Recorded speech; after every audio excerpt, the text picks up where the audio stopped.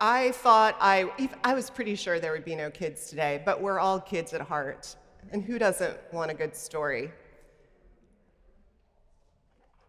And inspired by a mug that I will tell you about later, I decided to write a story. Once upon a time, there was a lovely creature that moved largely invisibly through the world. You couldn't see them, but you could feel them. There were signs when they were near. When they would come around, your eyes would get droopy, and the world started to soften like your focus was. And sometimes your bones seemed to turn to rubber in their presence.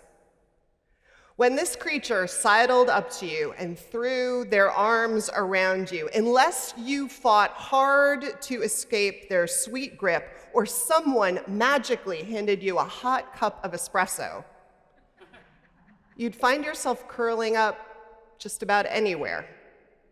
And even your purse or your backpack would feel really lovely underneath your head. Your grandmother's handmade Afghan, its divine purpose in the universe became crystal clear, and you get it out and tuck it under your chin and under your feet. And with that, your body temperature would start to drop, and your breathing, and your eyelids dropped, and you'd fall asleep. The creature was familiarly known as nap. Wise people all over the universe knew through the ages that infants and small children needed regularly to be in nap's company. Somehow, nap made them grow, heal faster from illness, and generally put them in a better mood. That was also true for older children and for adults. In fact, there were cultures at one time that scheduled their whole days, meal breaks, their work schedules, so that everyone could get home and lay down and sidle up to nap. And they were happy. But as humans grew older in age, it was generally true that nap became less welcome in our lives. And yet times seemed to be changing, even in places where historically nap had been revered. There was also this trend where people were giving less and less space to nap. Offices had no places to nap in these open work environments. And people started to do wild things like try and constrain nap to a very tight period of time, something they called power naps, though nap never wanted power. And if you listened to the way people talked about nap, you'd hear how bad a rap it was getting. People who hung out with nap started to worry because the culture told them so, that they were lazy or just plain unproductive. And in this world where people's phones needed to be on and calls and texts needed to be answered right away, nap was instinctively driven away. So nap was neglected in this world and increasingly shunned.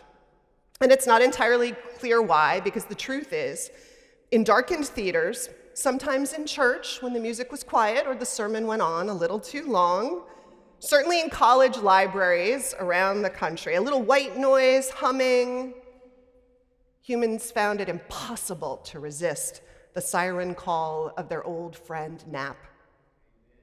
And always, it was a good and gorgeous thing when they did. The truth is, without nap, the world became exhausting and not as centered or healthy as whole for humans, and some folks started to notice this. So slowly, an awakening, or rather a nappening, started to happen in places around this world. Some folks rekindled their relationship with nap during pandemic. Some folks spoke of nap's glory early in their retirement when they got to know each other again, and increasingly, people started to talk about the fact that we had been lied to about nap. Some revolutionaries and allies started making spaces, acts of resistance, gatherings involving napping together at all times of the day and in all places, and something about that felt silly but right.